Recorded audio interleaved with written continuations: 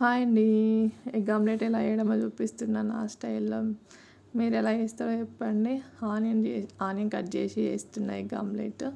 మామూలుగా ఆనియన్ లేకుండా కూడా వేసుకోవచ్చు డైరెక్ట్గా, కానీ ఆనియన్ వేసి చేస్తున్నా మా పాపకి బాక్స్ కోసం. ఆనియన్ తీసుకోవాలి, ఇందులో కొంచెం ఆవాలు, జీలకర్ర, పసుపు, కొంచెం ఆయిల్ వేసుకోవాలి. కారము, ధనియా పౌడర్, సాల్ట్ వేసుకోవాలి. పసుపు, ఆవాలు, జీలకర్ర, కొంచెం ఆయిల్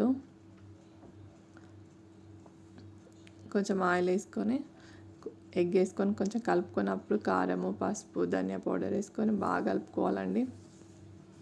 ఆయిల్ వేస్తున్నా.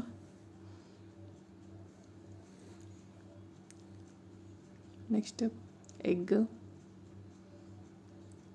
ఇప్పుడు కలుపుకోవాలి. కలుపుకున్నాక కారము, సాల్ట్, ధనియా పౌడర్ వేసుకోవాలి. చూడండి, ఇట్లా మంచిగా కలుపుకోవాలి. ఇప్పుడు కారం వేసుకుంటున్నా. సరిపడా కారం వేసుకోవాలి, ఎంత అవసరం ఉంటే అంత. నెక్స్ట్ సాల్ట్,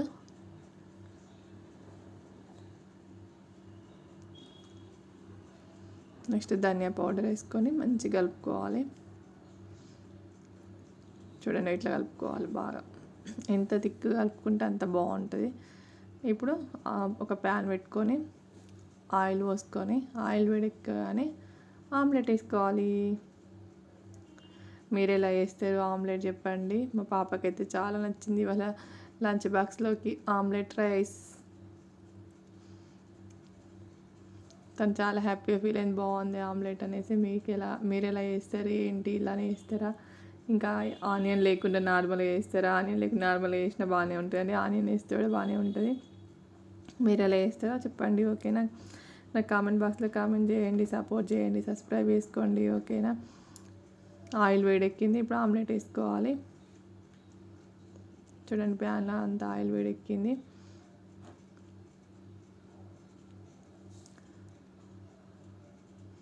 ఆమ్లెట్ వేసుకొని ఒక 3 minutes ఉంచుకుంటే ఆమ్లెట్ రెడీ అవుతుంది. మంచిగా వెడల్పు అనుకోవాలి. వెడల్పు అనుకుంటే ఆనియన్ అనేది మంచిగా ఉడుకుతాయి. వేసుకున్నాక ఇట్లా వెడల్పు అనాలన్నట్టు.